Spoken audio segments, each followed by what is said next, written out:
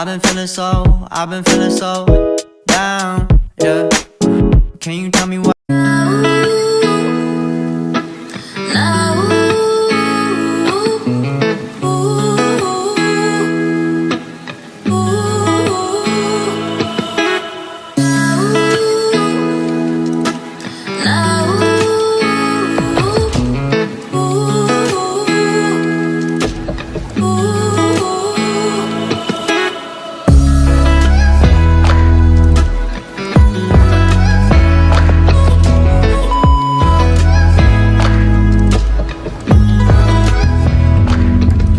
Ponsel merupakan suatu hal yang sangat penting di masa-masa sekarang.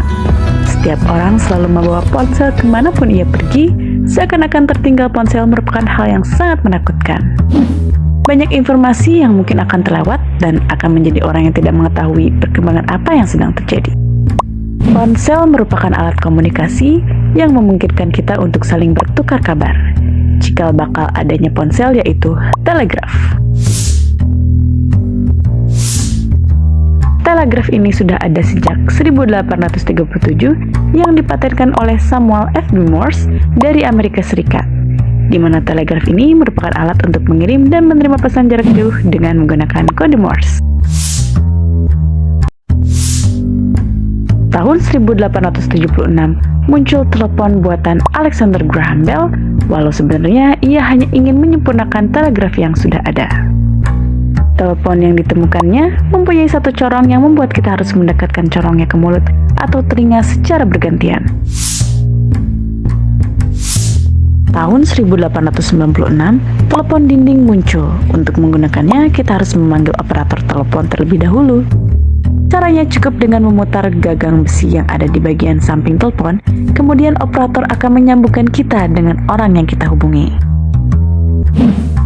Tahun 1927, mulai muncul telepon bernomor, di mana kita hanya perlu memutar beberapa nomor yang menjadi kode, tunggu beberapa saat, kemudian telepon akan terhubung. 3 April 1973, muncullah telepon genggam yang ditemukan oleh Martin Cooper dan timnya. Dulu, berat telepon genggam 2 kg, dan biaya yang digunakan untuk membuat telepon genggam sebesar 1 juta US dollar yang belum dipasarkan ke publik. Pada tahun 1979, Nippon Telegraph and Telephone memperkenalkan layanan telepon 1G atau analog pertama di Tokyo. Tahun 1983, telepon genggam Cooper yaitu Motorola Dynatec 8000X mulai dijual dimulai dari Chicago. Dulu juga diperlukan waktu sekitar 10 jam untuk mengisi daya selama 30 menit waktu bicara. Pada tahun 1992, keluarlah Nokia 1011, yaitu telepon yang dapat digunakan untuk mengirimkan pesan teks selain pesan telepon saja dengan layanan telepon GSM. Standar GSM ini membentuk jaringan di seluruh Eropa sehingga memberikan layanan tanpa gangguan walau melintasi perbatasan. Pada tahun 1994, barulah dapat mengirim email, terdapat kalender, jam waktu dunia, namun masih belum bisa menjelajahi web. Ponsel ini bernama IBM Simon Personal Communicator. Bentuknya besar dengan layar kecil berwarna hijau di tengahnya. Dan daya baterai masih rendah, hanya dapat digunakan selama 1 jam saja. Barulah pada tahun 1996 muncul Nokia 9000 Communicator yang telah memiliki berbagai fitur yang ada di smartphone modern. Mulai dari keypad QWERTY, layar dengan grafis yang bagus pada masanya, aplikasi bisnis, koneksi internet, dan ponsel ini yang pertama menjadi smartphone. Tahun 2002 muncullah BlackBerry yang sudah mendukung jaringan GSM dan GPRS. Meski dapat digunakan untuk panggilan telepon, namun pengguna BB harus menggunakan headset karena belum ada mikrofon ataupun pengeras suara. Tahun 2005 muncullah Android yang awalnya hanya dikembangkan sebagai sistem operasi kamera digital, kemudian dialihfungsikan menjadi smartphone. Disusul dengan hadirnya iPhone yang menggabungkan iPod, telepon seluler, serta perangkat komunikasi internet ke dalam satu produk pada tahun 2007 dan keduanya terus dikembangkan sampai saat ini.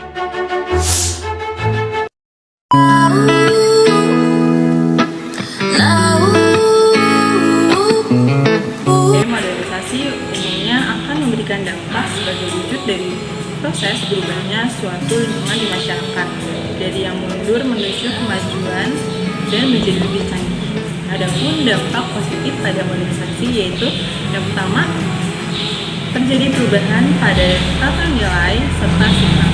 Perubahan ini terjadi karena masyarakat terbukti memiliki pola pikiran yang berubah dari pola pikir irasional berubah menjadi rasional. Yang kedua, terjadinya perkembangan dalam bidang ilmu pengetahuan serta teknologi. Perkembangan ini dapat menyebabkan masyarakat lebih mudah beraktivitas serta dapat mendorong masyarakat untuk berpikir lebih maju.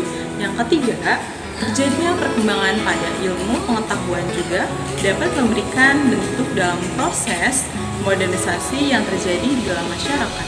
Yang keempat, adanya peningkatan pada kehidupan bermasyarakat yang berubah menjadi lebih baik.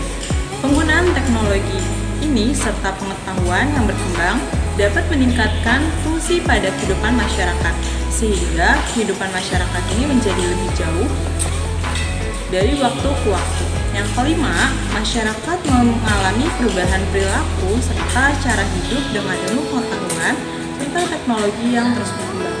Nah, yang keenam, adanya modernisasi dapat meningkatkan efektivitas maupun efisien pada pekerjaan individu di masyarakat.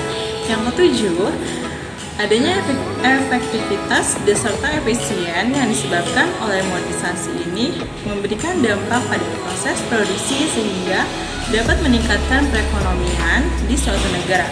Yang kedelapan yaitu adanya masyarakat akan memiliki sikap terbuka terhadap perubahan maupun memiliki keinginan untuk selalu berinovasi agar mencapai kesejahteraan yang dicita-citakan oleh masyarakat tersebut. Nah, selanjutnya ada juga dampak negatif pada modernisasi yang akan dipaparkan oleh Siti Firdaus. Terima kasih kepada Indra Rizky. Selanjutnya saya akan memaparkan mengenai dampak negatif dari modernisasi. Yang pertama yaitu mengakibatkan terjadinya kesenjangan sosial. Yang kedua, menyebabkan memuatnya jurang pemisah antara masyarakat berpendidikan dengan masyarakat tidak berpendidikan dan dapat menyebabkan perubahan pada tatanan sosial yang ada di masyarakat. Yang ketiga, terjadi kesenjangan ekonomi yang dapat dilihat melalui perbedaan antara kehidupan masyarakat yang kaya dengan masyarakat miskin, sehingga memicu timbulnya budaya konsumtif serta budaya demonstration effect atau suka pamer. Nah, yang keempat ini terdampak dapat menyebabkan terjadinya pencemaran lingkungan alam sebagai akibat dari pembangunan seperti pabrik industri yang terjadi secara terus-menerus.